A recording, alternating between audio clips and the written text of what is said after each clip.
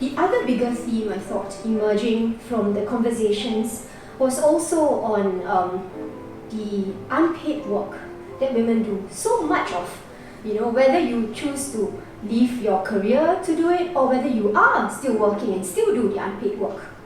How are these things being addressed? And is it sufficiently being given attention?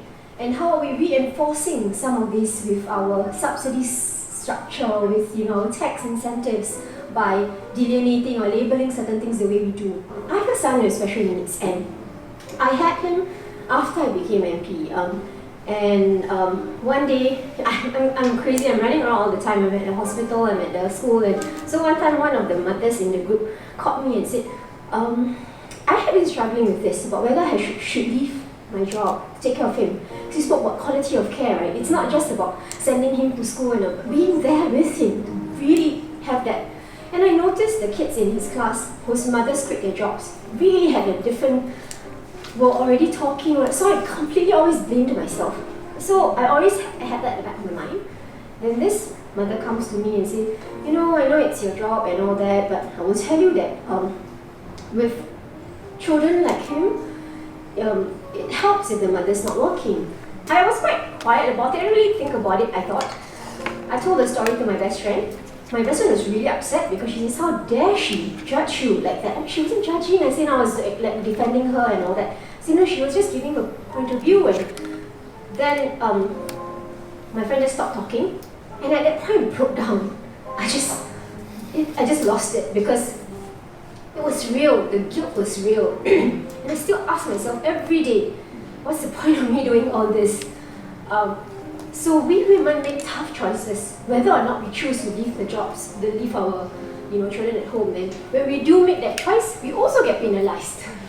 So the fact that you're talking about this, I think it's good. It's creating that awareness.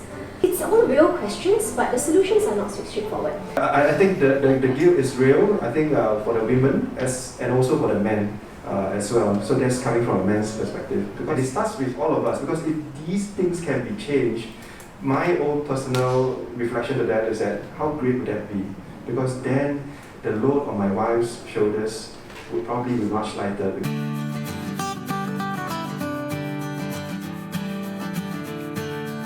How many of the women shared that it's so important to give value to a caregiver, right? I think again, same thing, unless you empathize with that, unless you've gone through that, you don't know it. So it was really nice to hear them share. And again, they shared very good solutions on how to do that. So that takeaway for me was quite impactful, because I knew that they existed, but I didn't know that so many people actually felt it. So today was good like that, yeah. The greatest takeaway is to work towards recognizing the role of women in the society as caregivers, which has been highly underestimated, and generally to work towards reducing gender disparity and to have more inclusive society, taking into consideration the various roles that women play in the society. Yeah. My greatest takeaway is really being able to understand the issues that all of us are facing as working moms. Going through it myself, now I have a 2-year-old daughter. I do face certain issues at work or certain issues maybe just being part of the society. And I thought I am alone. But I realized here today that there's so many other women out there who are facing similar issues, and how we are all concerned about it and trying to find solutions to make basically the environment better for working women. Yeah.